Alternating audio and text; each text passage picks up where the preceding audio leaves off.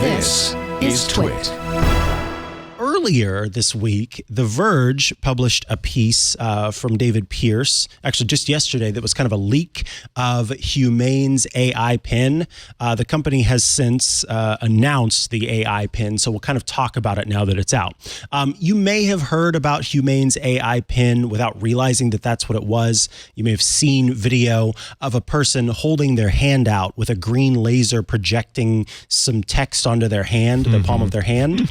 This was the Humane AI pin. It's this little device that you pin to your shirt, and it has a built-in camera, a built-in projector, a little touchpad, and a microphone and a speaker. And what this device does is it's trying to be a smartphone without a smartphone screen, okay? It comes in at $699. And it has a square device that is kind of the main part, and then a battery pack that you can magnetically attach to whatever you want to attach it to. And then after you pay the $700 for the device itself, you pay $24 a month for the Humane subscription. What this gives you is access to a phone number and data coverage through T-Mobile's network. Excuse me. It's supposed to start shipping in early 2024, so in the coming year, and you can pre-order it starting November 16th. So let's talk about it itself. What is it supposed to do? You can think of this as an interface to access OpenAI / Microsoft's AI tools. If you think about right now, I can take out my smartphone and I can open the ChatGPT app, and then from there I can type things in, or I can have a conversation with the chat bot. But what OpenAI aims to do is kind of get rid of all of that interface cruft and all of that interaction and just let you talk to your AI. They are plugging into several different AI tools, and they are giving you access to GPT-4 as it stands through its operating system called Cosmos. Now, Cosmos is on top of being able to give you access to AI so that you can use it kind of like a search engine. It has a speaker, as I mentioned, built in, but it also has Bluetooth connectivity, so you could have a little earphone in your ear that's kind of talking to you. It has some features like a catch me up feature that will kind of give you a summary of your email inbox. If you hold up food to the camera, it'll give you nutritional information. If you hold up a menu or something that is written in a different language, it will give you real-time translation. It's also supposed to be able to do real-time translation between you and another person. And then it also does voice-based messaging, so you can send text messages to other people and take calls on the device. What is unclear is if there's anything more to it than that. The big thing is a way to get in touch with the chatbot, right? It's a way to access these AI tools without needing a bunch of stuff in the way. And that $24 a month subscription covers your access to those tools. And as those tools improve, as we see OpenAI and Microsoft improve upon those tools, then you can imagine that something like this, that is an interface to access that without anything else in the way, could become more valuable. There are also the privacy concerns. People, wonder about the little camera that's on it. It is not a device that's constantly recording. You have to activate it by interacting with it in some way. So there were early beliefs that it was going to be one of these that constantly recorded stuff and then transcribed your day. It's not like that at all. And so, yes, you have to interact with it to get it to activate. And then it also will have this privacy light that flashes if it's ever recording things, so that people can feel more comfortable around it. But yeah, again, the main thing is just the idea that you can talk to the chatbot, whatever service it happens to be, and get feedback back. So I guess if you're out and about and suddenly you have a thought in your head of, why is it that that pelicans have such deep lower beaks is what came to mind. Man, that comes up for me all the time. Right. You know, I'm really glad what I'm not alone.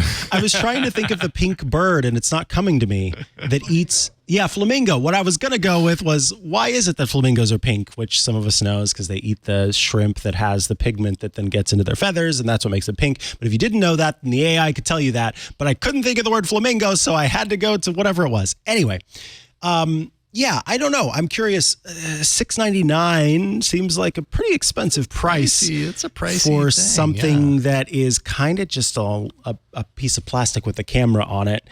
But at the same time, that is kind of what many of our devices are, right? Yeah. I don't know if I find this compelling yet, but it will be interesting to see the reviews when it's out. I am curious to hear how people end up using this, what people think. There is perhaps something compelling about having no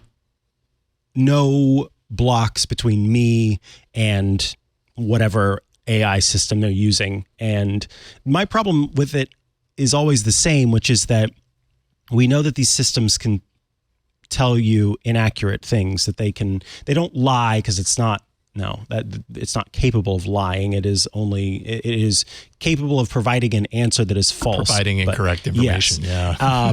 And confidently. So, yeah, confidently. Exactly. And so if that's the case, I would never really trust it.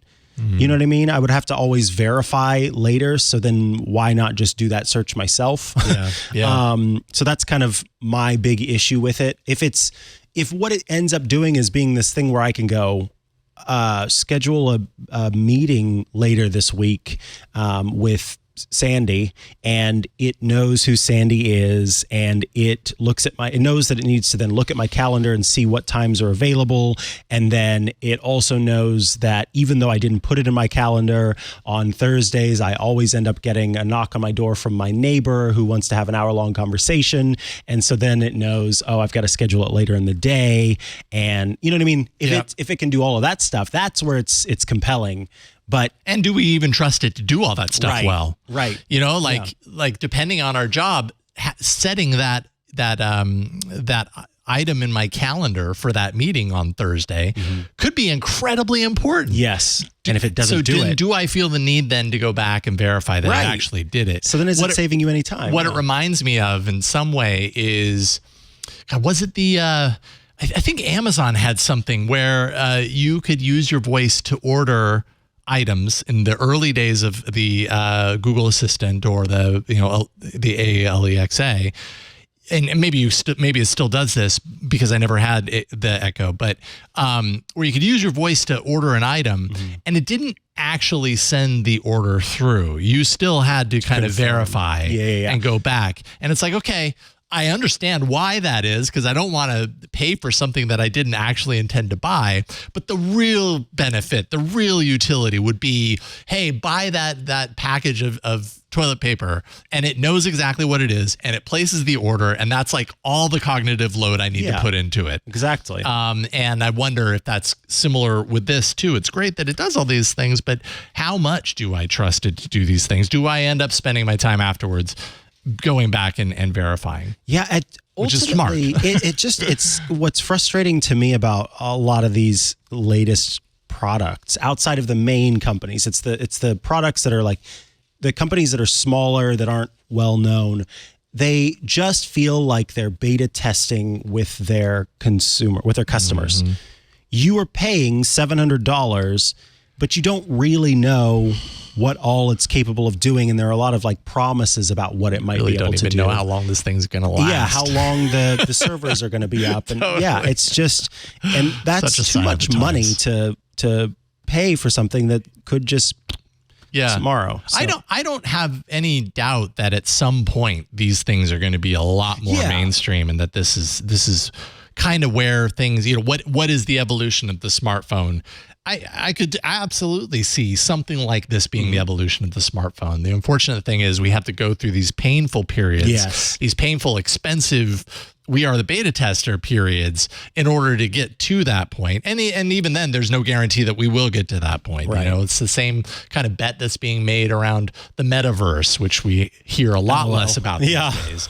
But there was a time not very long ago, before the AI boom happened a year ago, where people were talking about that. Like, yeah, it's painful now, but this is the future. This is where it's headed. And it might still head there, but there's no guarantee. There's no assurances. It's expensive to get to that point. And it comes with pain.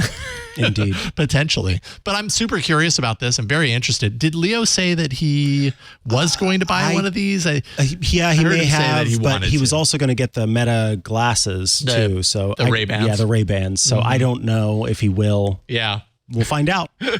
Maybe pair them together. Yeah. Take all the things. And if he wants, you know, he can have the Google Glass for my office and wear that too. all of once? them working in tandem Does that thing with still each turn other. on?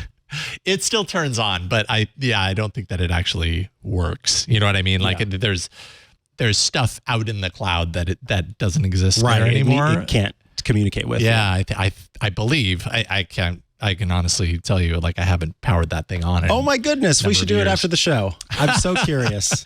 Take a look and see. But nonetheless, very interesting. And actually, coming up, we're going to be talking with Stephen Shanklin about OpenAI's GPT's announcement at their Dev Day.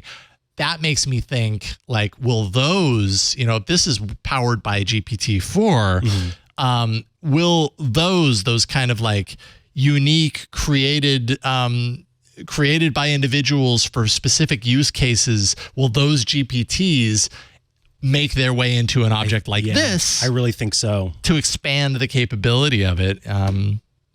Could be interesting. So very, very neat. This episode of Tech Break is brought to you by our friends at IT Pro TV, now called ACI Learning. Provide more support for MSP teams by keeping their skills up to date in all aspects of IT, including MS Cloud, AWS, CompTIA, and so much more. TWiT listeners can receive up to 65% off an IT Pro Enterprise Solution Plan.